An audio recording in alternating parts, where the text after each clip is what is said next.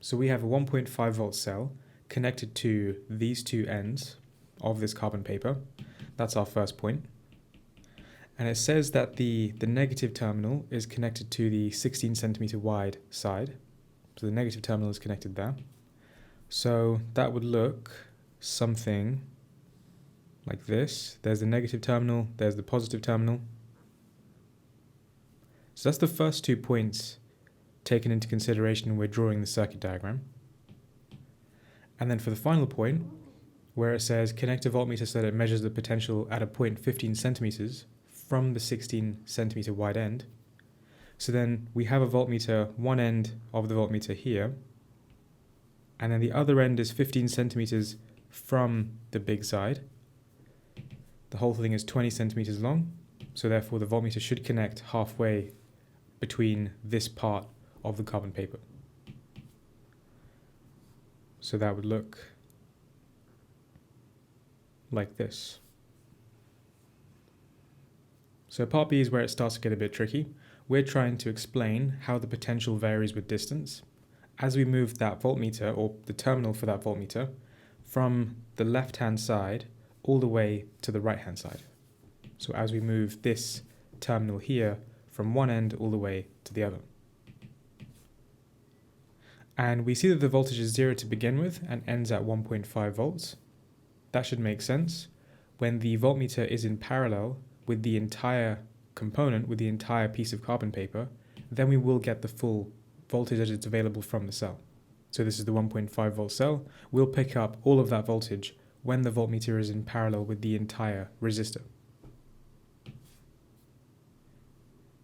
So in order to think about why you would have straight lines here, in order to think about why the gradient changes, we'll need to think about how the resistance changes as we're going along this piece of carbon paper.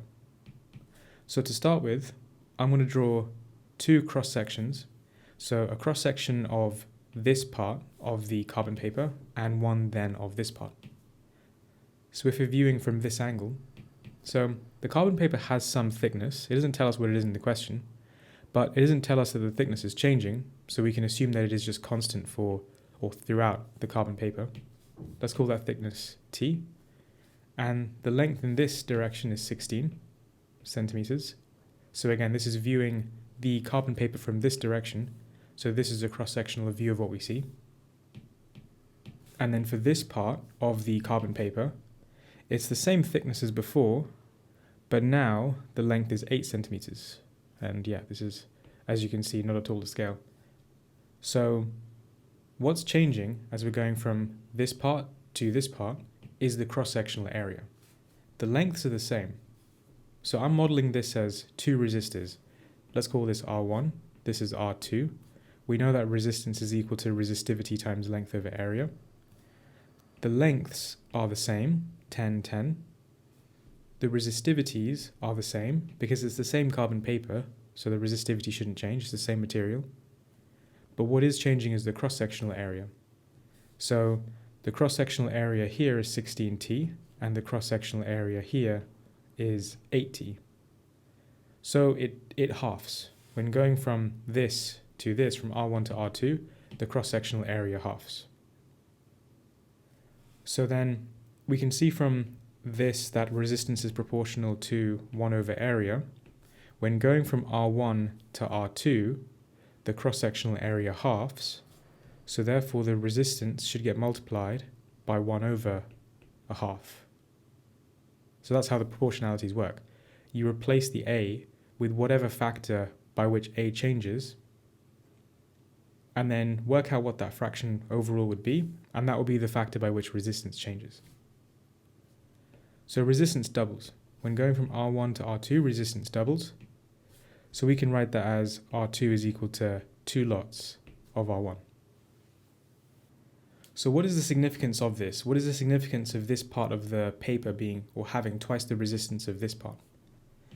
The significance is the voltage dropped across each of those two parts.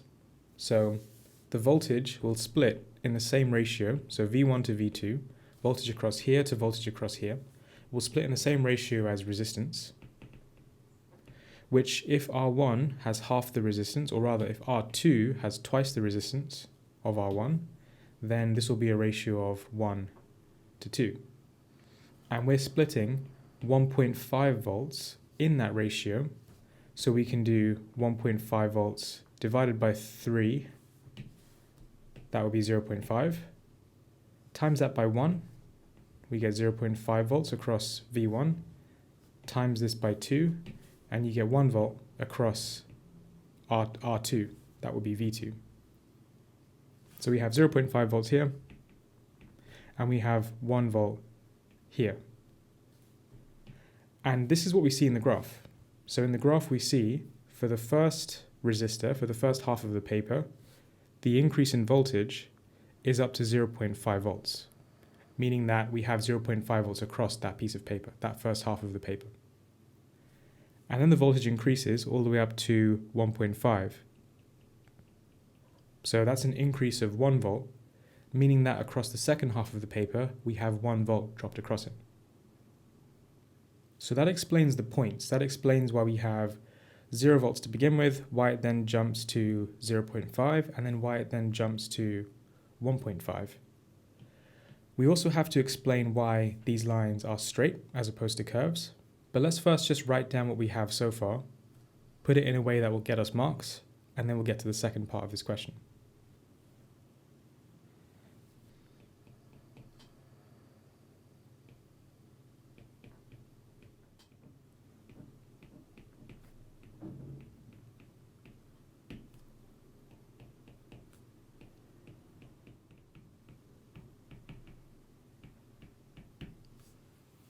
So on to the second half of this question. So now we're going to be thinking about why we have straight lines for these two parts as opposed to curves.